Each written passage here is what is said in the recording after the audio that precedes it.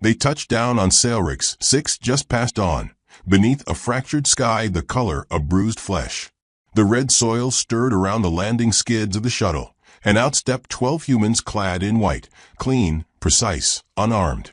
The suits were pressure-regulated, sealed for triage zones, with Red Cross insignias stitched over the heart. Each bore the faint creases of folding, the ghosts of previous deployments. No armor, no rifles, just scanners, stimpaks, and their hands. Corporal Aline Marr adjusted the seal on her glove, ignoring the way the desert wind howled past the shuttle's flank. She looked young, perhaps too young, but her eyes were veteran-worn. She'd been on Europa during the reactor breaches. She'd sutured her own commander's lungs shut with a plasma needle and lived to forget about it. "This place reeks of bad scans," she muttered, eyes flicking to her portable diagnostic slate. The terrain was quiet. No enemy pings, no active EM signatures. Just a city carcass in the distance, and the echo of ruin. Lieutenant ISF Vale, tall and narrow-eyed, stood a few paces ahead. He didn't look back when he spoke. "Sailrix is under treaty. There are no scans to find." Aline almost laughed. Treaty. That word had stopped meaning anything around the time the Drazathai burned the oxygen domes over Kamaris. Yet Earth kept sending them. Medics, healers, doctors wrapped in silence and hope, like a ritual too sacred to interrupt. The 12 of them began their walk toward the village husk. Each step pressed white boots into crimson dust. No banners flew from the wrecked buildings. No signs of life. Just the suggestion that someone had left in a hurry, and the certainty that they hadn't all made it out. "Dr. Keel," Vale said, tapping his comm. "Verify thermal echo south of the tower." A clipped reply. "Dead. Not warm enough for recovery." Vale didn't flinch, just kept walking. Aline fell into step beside her roommate, Davi, a medic with fingers so steady he could stitch a vein mid-quake. He wore a child's friendship bracelet over his wrist seal. Some orphan back on Titan had given it to him after he restarted her heart. "You nervous?" Davi asked her softly. "I'm human," Aline replied. The team reached the first building, its roof half collapsed. They split in pairs, like always. Standard sweep pattern. Calm. Controlled. The idea was to be the stability others clung to. They entered the ruin. No sounds but the soft whisper of boots and the occasional crackle of dust underfoot. Then the broadcast hit. It wasn't a scream or a siren. It was worse. A voice Drazathai, full of that alien churn of consonants and slurred vowels. Translated, it read simply, "Neutrality is cowardice wrapped in shame, and shame must bleed." Aline's blood chilled. She turned just as the rooftop collapsed behind her, and a silhouette moved through the dust, too fast, too large, and absolutely armed. The first shot took Vale in the spine. His body twisted mid-fall, mouth open but silent. Davi screamed. Aline couldn't see who fired. The dust was too thick, the comms too scrambled. But she saw Davi fall with a neat hole through the visor, and the friendship bracelet melting in fire. She dropped to one knee, scanner flickering wildly. Vital signs vanished, one by one, like lights going out in a corridor. The Drazathai weren't targeting resistance. They were executing protocol. "White suits are compromised," someone gasped over comms. "There. Cut." Aline crawled through the dust and blood, dragging herself behind a beam as another blast shook the building. 2 meters away, a medic slumped against the wall, half his helmet gone, whispering through bubbling lungs, "Tell them we didn't run." Then his eyes fogged, and he stopped moving. She forced her suit's recorder to save the line, compressed the audio, labeled it "Final Breath." The attack lasted 13 minutes. 12 medics entered. None left. But one of them, Aline half-concussed, ribs cracked, helmet ruptured, managed to crawl into the debris, lay under a collapsed shelf, and trigger a dormant field beacon with her last breath. It was her last act. The Drazathai stood over her shortly after. Their armor hissed and glinted in the pale light as one of them spat on the beacon. Another leaned down, examining her with mild interest, then raised his weapon. She smiled at him.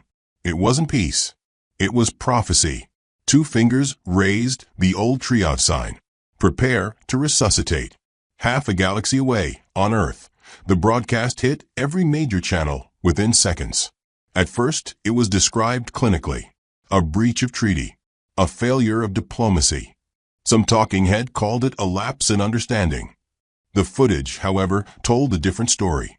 Shaky body cam. Screams. Medkits trampled. And silence. That kind of silence humans knew. They'd heard it in old war memorials. In the black box from the Zydran breach. In the final minutes of the first colony lost on Centauri Prime. But this time, something different happened. The footage didn't fade. It paused. Zoomed. On a single image. Aileen's face, bloodied, behind her visor. 2 fingers raised through the haze. Not begging. Not praying.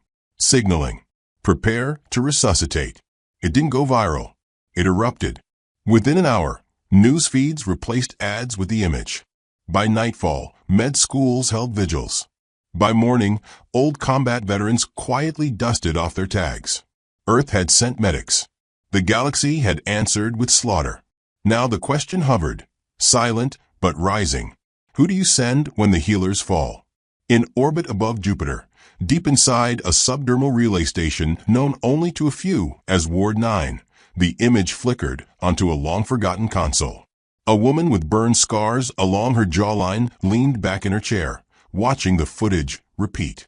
She didn't blink when the blast hit Vale. Didn't flinch when Davi's vitals flatlined. But when Aline raised 2 fingers and smiled, she whispered, "It's time." A silent protocol activated. Encrypted signals burst across old satellite nets. Ancient clearance codes surfaced from digital graveyards. Somewhere beneath the ice of Enceladus, a vault opened. No medals. No flags. Just surgical steel. And names long thought dead. In the quiet hours before Earth responded, the galaxy watched. No one claimed responsibility, though the Drazathai were already composing their justifications. Peace had broken. Again. But this time, no one asked for sanctions. No one begged for diplomacy. They waited. Because they'd seen that image. The white suits hadn't fired a single shot. They'd walked into death, smiling. And the one left breathing hadn't cursed or begged. She'd given a signal. 2 fingers. Prepare to resuscitate. It was not a warning. It was a prescription. And Earth had just read it. The door to the subterranean chamber hissed open with the sound of metal, remembering its purpose. Inside, the light was dim and clinical, blue-hued and cold, reflecting off stainless walls and the ripple of old scars that webbed across Commander Elon Reyes's throat. She stood alone in the observation pit of Ward 9, a place the public believed had been decommissioned after the Europa conflicts. A lie, one among many that kept Earth's darkest truths sealed beneath layers of silence and ice. On the center screen, the loop replayed again. Aline Mar, 2 fingers raised, blood on her teeth, still smiling. Reyes hadn't blinked the first time she saw it. She didn't blink now. What moved wasn't her expression, but her hand, hovering above a biometric plate. A silent authorization request glowed amber. Activate Seraph protocol. Her thumb pressed down. The chamber lights deepened. Machinery stirred. Locks clicked. Earth, in that moment, stopped pretending it didn't know how to grieve with vengeance. They had mocked humanity for sending medics. Now they'd meet the ones humanity didn't send to heal. Reyes walked the corridor, boots echoing off sterilized stone. Each step awakened dormant systems, sensor arrays, training sims, gene-coded access seals. On the walls, names whispered out in holographic shimmer. No ranks.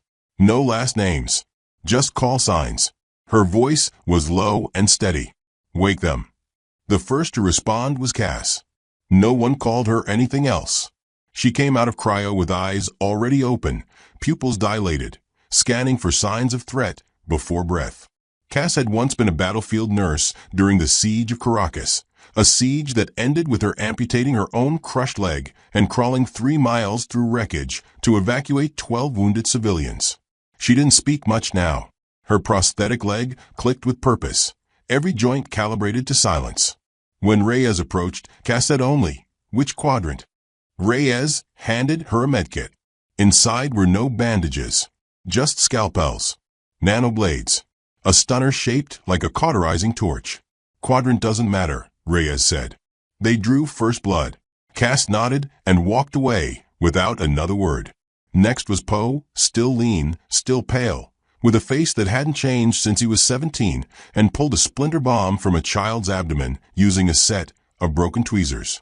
Poe hadn't spoken a word in 9 years. Not since the Trillin evac. He didn't need to. His vitals were always perfect. Steady. Unshakable. He read lips, observed nerves. His hands moved with the rhythm of a musician and the ruthlessness of someone who had once begged for anesthesia and gotten laughter in return. He signed once with his fingers when Reyes handed him a black stim injector. "Do they still bleed green?" Reyes allowed herself a breath of grim amusement. "They do." He signed again. "Then I know where to start." 3 more followed, each chosen not for rank, but for what they'd endured, what they'd become when left behind. The Seraph Protocol had been humanity's silent gamble, a unit born not from offense, but refusal. These were not soldiers. Not anymore. They were clinicians of controlled death. In the center of the chamber, Reyes addressed them not like a commander, but like a surgeon ready to brief a team before a critical, one-way operation. "This is not about honor, or politics, or even retribution." She pressed a button.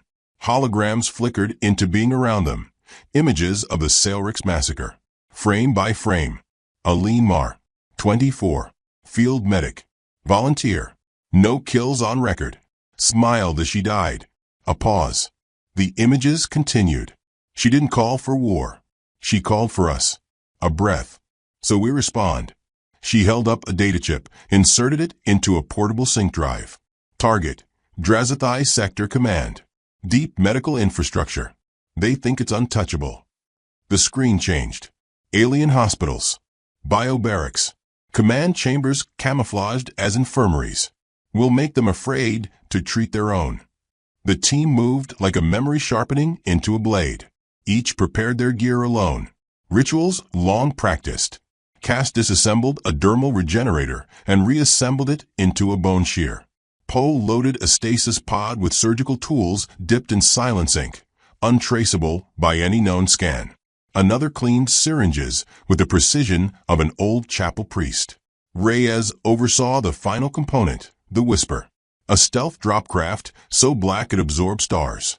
No weapons. No alarms. No failsafes. Just silence. They boarded without fanfare. One by one. No salutes. No speeches. Before departure, Reyes keyed into the fleet command. Her voice was flat. "Protocol Seraph has launched. Confirmation of independent operation." The reply came after a pause, wrapped in bureaucratic theater. "Understood. No acknowledgement will follow. Godspeed." She didn't believe in God, but she believed in purpose. And now it had teeth. The journey to Drazathai space took 12 hours through dead channels and bypassed routes. Silence sat with them the whole way. No one spoke. Only the occasional flick of fingers, the shuffle of equipment. Reyes sat alone in the rear compartment, reviewing the footage of Sailrix on repeat. Not because she didn't remember, but because she refused to forget.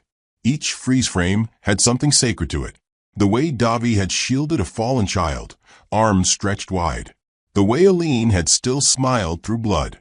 They were supposed to represent Earth's best hopes. And that was what made it unforgivable. She closed the file, stood, and walked forward. "They'll expect a warship," she said, voice low but clear. "An invasion. Loud. Predictable." Cass looked up, one brow raised. "They won't expect what we are." Reyes offered a thin smile. "Medical procedure. Simple. Infiltrate. Identify. Excise." Poe signed again, finger slow. "And if they beg?" Reyes considered. "Then we let them speak.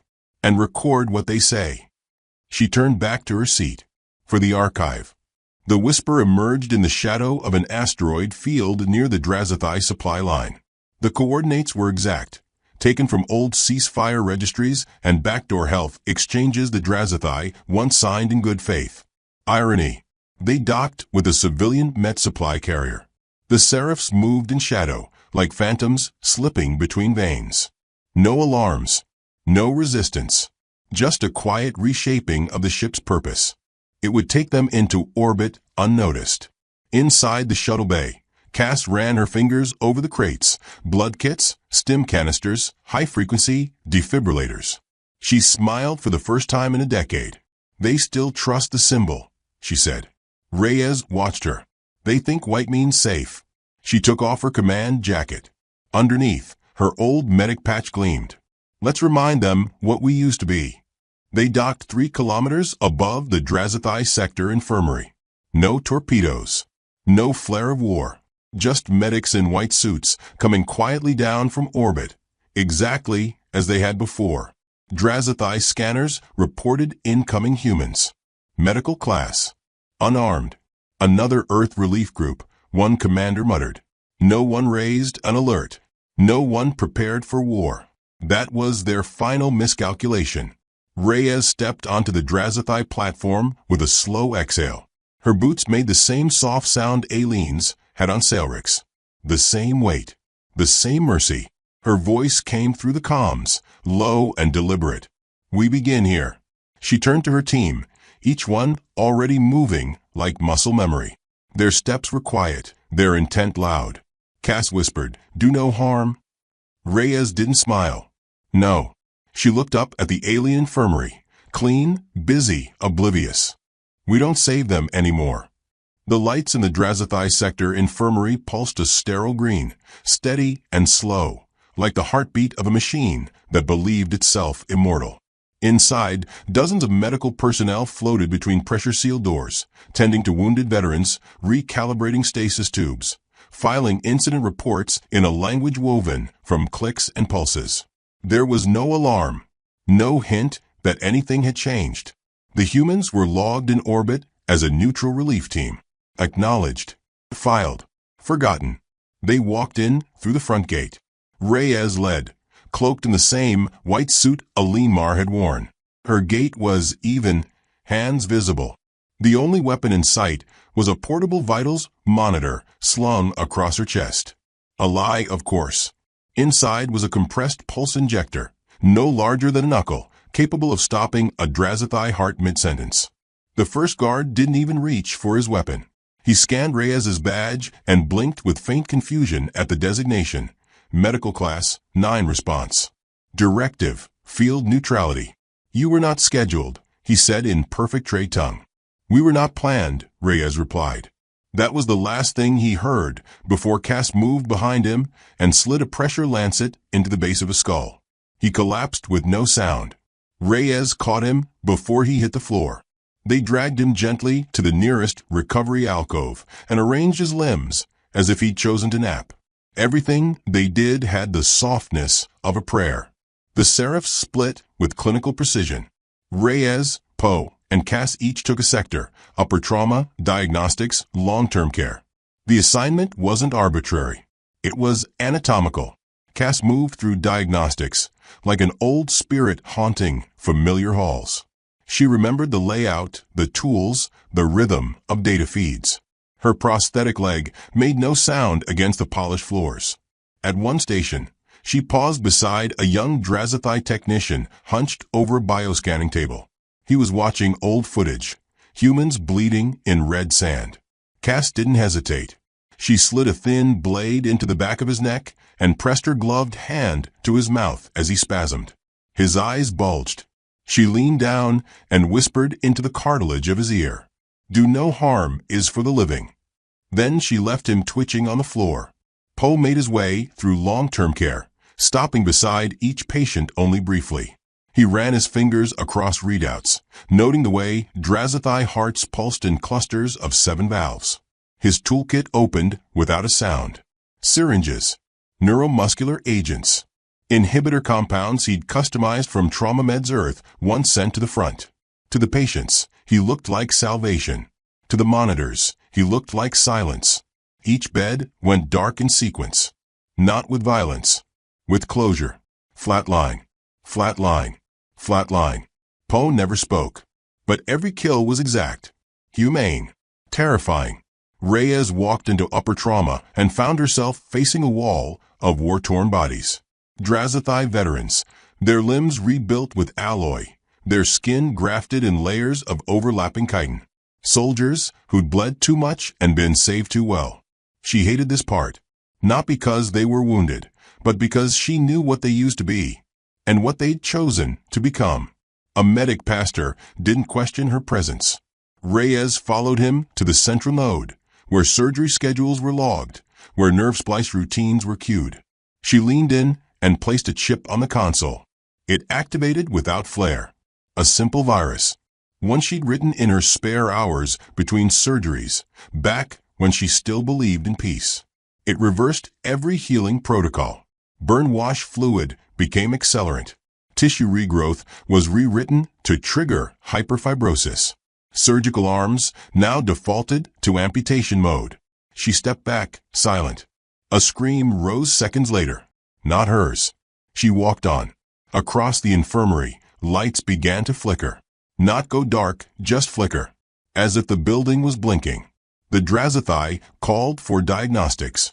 No one responded. Cass entered the pediatric unit next, stepping past rows of empty incubators, and a lone nurse who looked up with alarm. "You're not." Cass stunned her before the sentence could finish. No kill. Not yet. Just sleep. The nurse would wake in a room filled with silence and half-lit vitals. The message would be clear. We were here. We could have taken them all. We didn't. Yet. Poe reached the neural uplink wing. He approached a Drazathai physician mid-transfer. The alien looked up, confused. "I didn't call for human." Poe pressed a two-finger signal to the glass. "Prepare to resuscitate." Then he raised a stunner and fired into the doctor's cortex node. The alien convulsed, data streams crashing behind him like falling glass. Cass met him in the corridor. She raised a brow. He signed, "I only used the small dose." Cass nodded, approving. Back in the trauma wing, Reyes stood beside a stasis pod housing a general, the one who had ordered the Sailrix attack. She recognized his face from the leaked footage. Arrogant. Broad. A jaw like a cracked plate. He was sleeping now, healing from a minor spinal repair. She looked down at his vitals. Steady. Confident. She turned off the pod sedation field. His eyes snapped open. At first, he didn't understand. Then he did. "Human," he hissed. "You dare." She pressed a syringe to his throat and injected a paralytic. His voice froze mid-word. His limbs stilled. Reyes leaned close. No anger in her voice. Just the same quiet cadence she used before surgery. "We warned you." He tried to move his eyes. Couldn't. She placed a small device on his chest. It beeped once. Then every vitals monitor in the wing synced to his body. All of them now watched one heartbeat. She walked to the exit and paused. "One last thing," she said, and pressed the final command. Flatline. A single note, drawn out across the building, echoed like a benediction. The general died on 70 screens, his own face reflected back to every Drazathai medic who had once whispered peace. In the silence that followed, the Seraphs regrouped. Cass cleaned her blade with antiseptic. Poe offered Reyes a recovered medallion, Aileen's unit tag. Scorched, but intact. She took it. The Whisper ship was waiting where they left it. No alarms chased them. No guards pursued. But behind them, the infirmary began to change. Lights flickered. Vitals spiked, failed, fell silent. Bioscans rebooted, now echoing false data. Every doctor, every nurse, every commander now lived in fear of what they couldn't detect, of what they couldn't heal. Back on board, Reyes watched the feed replay. She saw the general's death in sharp detail. She saw the silence that followed. She whispered to no one, "This was phase 1. Cass looked over. "There's a phase 2? Reyes nodded slowly. "They still have facilities. Training grounds. Labs." She tapped the medallion between her fingers. "And we still have names to honor." Poe signed something. Cass smiled faintly and translated, What do we call this? Reyes stared out the viewport as stars flickered past like cooling embers. Trio. The final facility, Drazathai Command Corps Zeta, stood buried beneath 7 kilometers of black rock, shielded by ion fields, pressure mines, and bureaucratic arrogance. No alarm sounded. No protocols activated. Because no system had been designed to defend against medics. No system could imagine that the hands once trained to save lives would now move with precision toward ending them. The Whisper ship touched down in a dead canyon, long abandoned since the treaty days. Dust stirred, but nothing more. Cass ran a finger along the shuttle's interior rail as they disembarked, her eyes narrowing toward the distant slope of hidden turrets. Her prosthetic leg shifted against the ground, calibrated for descent. She did not slow. Poe emerged last, silent as always, adjusting the grip of his surgical case. Within it, scalpels, bone drills, sterilized wires. His signature remained, as ever, the absence of struggle. The things he touched simply ceased. Reyes stood at the front of the team, the only one unmasked. Her burned scars shimmered under the filtered starlight. She wore her old medic insignia over her heart, not as invitation, but as reminder. She had once been a healer, once believed in treaties, in empathy, in the noble illusion of neutrality. They had all believed. Before Sailrix. Now, they moved together like parts of a single heartbeat, each beat louder than the last. They approached the outer entry under cloaking scrubs, carried by a forged ID transmitted on old humanitarian bands. Inside the command center, Drazathai guards scanned the incoming signal and found nothing amiss. Earth sealers. Another visit. Perhaps a checkup on old promises. Perhaps something softer than war. Reyes raised her hand. The moment they crossed the pressure seal, the Seraphs became the end of a sentence the galaxy never wanted to finish. The first kill was surgical. Poe slipped a dermal filament into a technician's cranial port while nodding politely at another. He smiled faintly as the body seized, then folded. Cass hacked a neural relay node, rerouting all distress signals to loop back onto internal monitors. To the Drazathai, the base remained calm, peaceful, silent. Only the dead noticed the difference. They moved deeper, hall by hall, chamber by chamber. This facility was different. It pulsed with strategy, not healing. Every wall echoed with the echo of orders that had killed hundreds, no thousands. Tactical blueprints, resource maps, genetic profiles. It was here that the Drazathai had written the death sentence for the medics of Sailrix, filed neatly under strategic disruptions. And it was here, in the center of it all, that he waited. The general, Kuroth Zen, high strategist of the outer corridors. Larger than his record suggested. Tall, plated, adorned with war crests stitched from the skin of 3 fallen species. His mandibles clicked softly as he reviewed recent surveillance. Humans moving in silence, Drazathai dying without screams. He did not yet understand, but he felt the walls closing in. A tremor beneath the base drew his attention. A flicker across the power grid. One of the chamber doors reported a false echo. No breach, just the suggestion of one. Kuroth rose slowly from his command dais, posture coiling like a serpent ready to strike. Begin a sweep, he commanded. Someone is pretending to be invisible. But by the time his guards moved, it was already too late. Cass dropped from the ventilation shaft first. Her blade found the gap beneath the second-in-command's spinal socket. Poe struck from behind the central data pillar. 2 scalpels flicked across exposed nerves. 4 guards collapsed before they could call for help. Kuroth turned, arm rising to signal emergency lockdown. But Reyes was already there, standing within the inner ring, staring at him with the stillness of an executioner. Her voice didn't rise. You ordered the Sailrix breach. Kuroth's gaze narrowed. They were unarmed. You gave us no reason to consider them sacred. They were medics. They were humans. Cass stepped forward, the blade in her hand dripping with antiseptic. Kuroth looked at them all, mandibles flexing in disgust. This is your answer? You come to me with scalpels. Reyes tilted her head. No. We come to you with clarity. She stepped forward and opened her medkit. Inside, a single device. A pulsar probe wired into a defibrillator casing. Custom built. Kuroth laughed. You seek to end me with tools for revival? Reyes smiled softly. You misunderstand. We seek to correct the mistake of saving you in the first place. She set the probe against his chest and activated the charge.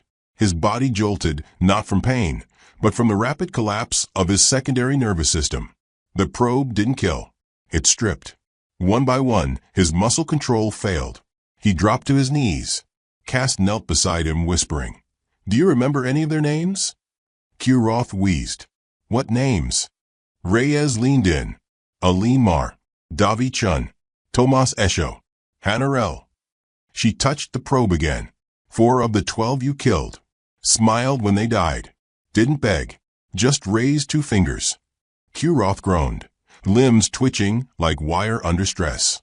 You won't be remembered, Reyes said. But they already are. Then she nodded to Poe. He stepped forward, placed a sensor node against the general's temple, and initiated the feed. The entire base's internal screens flickered, then synced. Throughout the halls, in every control room and rest station, the Drazathai saw their general's eyes widen, lips twitch, mouth freeze. Then they saw his heartbeat. 1 beat. Another. A pause. Flat line. Cass closed his eyes gently, like a patient leaving the table. Reyes stood slowly. She looked around the command chamber, still bathed in sterile light, now heavy with silence. She raised her hand and activated the last command. The virus embedded in the facility's med infrastructure unfolded across the system, rerouting every emergency protocol, every auto-defib, every surgical AI. No explosion followed. No collapse. Just failure. The base would no longer heal. Anyone wounded here would stay wounded. Anyone infected would rot. The Seraphs moved without hurry toward the exit corridor. They passed rooms full of Drazathai staff, paralyzed by confusion, not fire. They saw humans moving in formation, untouched, unarmed in any conventional sense, and felt the collapse in their lungs before their minds caught up. The medics didn't run. They never had. And now, they weren't saving anyone. At the shuttle, Cass finally looked back. A single breath passed between her and the base before she activated the final sequence. A silent beacon launched into orbit, transmitting a message across the quadrant. Not a threat, just a file. 12 names, 12 faces, and the quiet note. We sent medics. You gave us reasons. Now, we give you limits. No demands. No terms. Just correction. On board the Whisper, Reyes collapsed into the command seat. Not from fatigue. From closure. She ran her hand along the scorched metal of Aline's recovered medallion. For the first time, her fingers trembled. Poe reached over and steadied them. He signed, What do we do now? Cass answered instead, gaze fixed on the stars ahead. We wait. Reyes closed her eyes. Until they ask why it's quiet. Because soon someone would notice. The Drazathai wouldn't retaliate. Not yet. Not after a silence that bled like this. Other species would rewatch the footage. The way the medics moved. The way the deaths came without struggle. The way the general fell, recorded for everyone to see. It wasn't terrorism. It wasn't war. It was mercy, delivered in clinical doses with careful hands. Back on Earth, a young girl watched the loop play again, her brother's final smile on Sailrix. 2 fingers raised. The new footage intercut beside it. Reyes standing over a Drazathai commander's still heart. Aline and Reyes. The beginning and the answer. The galaxy began to murmur new stories of humans who once offered peace with open hands. And when those hands were crushed, open them again, palm upward, to show only a blade. And in the silence between one heartbeat and the next, the galaxy learned that some medics don't come to heal the body. They come to cleanse the wound. Time of death, now. And somewhere, far from the front lines, a voice whispered through old comm channels once more. Prepare to resuscitate. But not them. Not this time. Humanity had already chosen who to save and who to let go.